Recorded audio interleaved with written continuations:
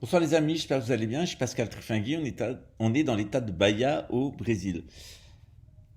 Depuis plusieurs années, je dénonce l'usage de la psychotronique, c'est-à-dire des micro-ondes pulsées et des infra- et des suprasons en tant qu'armes de guerre et de torture dirigées contre la population, mais aussi dirigées contre les policiers eux-mêmes. Et j'ai fait remarquer dans mon livre sur psychotronique, la fin de l'état de droit, que cette technique était particulièrement cruelle, qu'elle activait les gènes néandertaliens et les tendances néandertaliennes chez les personnes, d'où l'épidémie de pédocriminalité, d'où l'usage massif des drogues légales comme illégales à notre époque, et vu l'explosion des violences et des homicides. Tout ça, c'est voulu, c'est dû au rayonnement électromagnétique artificiel.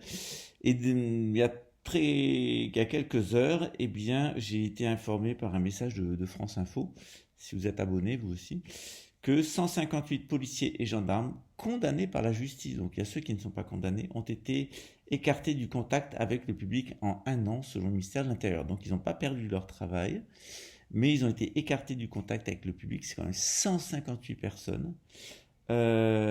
Et en réalité, c'est la conséquence d'une loi qui est passée, une instruction plutôt du ministre de l'Intérieur qui était passée le 2 août 2021.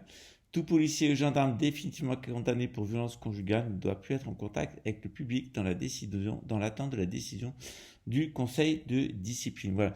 Alors ce qui est très bien, c'est que c'est le droit qui s'applique, il y a des règles, etc. Mais moi, j'ai quand même une pensée pour ces 66 gendarmes et ces 92 policiers, dont 51 de la préfecture de police de Paris, ce qui est quand même dingue. Tout ça, c'est le résultat de la psychotronique. Ça fait des années que je tire la sonnette d'alarme sur les dangers de ce matériel. Les policiers n'étaient pas prêts d'un point de vue psychologique, n'ont pas la culture nécessaire à utiliser ce genre de matériel. Le résultat, c'est que c'est un véritable strike de policiers qui tombent les uns derrière les autres, qui devient complètement fou. En réalité, ça amplifie tous les défauts des policiers, que ce soit l'alcoolisme, que ce soit les violences conjugales, les violences au travail, la corruption, etc.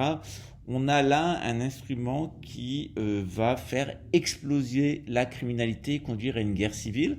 C'est voulu. Mais l'argument, c'est qu'en réalité, il y a un pic et puis après, ça redescend. Donc c'est l'argument notamment de Siemens, qui est vendeur de ce matériel à Luxembourg.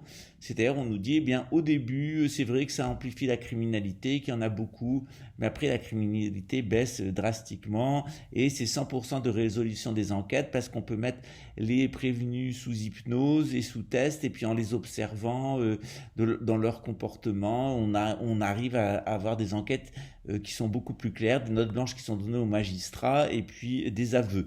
Tout ça, c'est faux. C'est un matériel de pollution neurologique. C'est pire qu'injecter du pain total. C'est un crime contre l'humanité. C'est un délit d'empoisonnement. Ça provoque des morts. Ça provoque des cancers, en particulier et en priorité chez les policiers eux-mêmes. Vivre toute la journée dans un four à micro-ondes, c'est insupportable pour un fonctionnaire de police. Il y a de plus en plus de gens qui basculent, ainsi que dans la société. Ce matériel il est usé très intensivement depuis Richard Nixon aux États-Unis. Il a conduit les États-Unis à être le pays qui détient 50% de la population carcérale mondiale. Donc, il est grand temps d'en finir avec les écoutes téléphoniques. C'est pour ça que bien demain, vous aurez une vidéo qui va vous expliquer de nouveau qu'est-ce que la marque de la bête, qui est la bête, qu'est-ce que c'est sa marque, pourquoi elle monte de la terre, et comment dans une société normale, eh bien c'est le contraire, c'est-à-dire que eh bien on a la parole divine qui descend vers nous. Là, c'est un numéro qui est pris dans la matière et qui est utilisé comme une espèce de fusée jetée contre Dieu pour nous donner une identité complètement illusoire et nous enfermer dans du fichage. À chaque fois que des êtres humains ont numéroté et fiché leur population, c'était un génocide, donc il est quand même grand temps d'arrêter, mais il y a peu de chance, il n'y a même aucune chance que je sois entendu, on va dans le mur.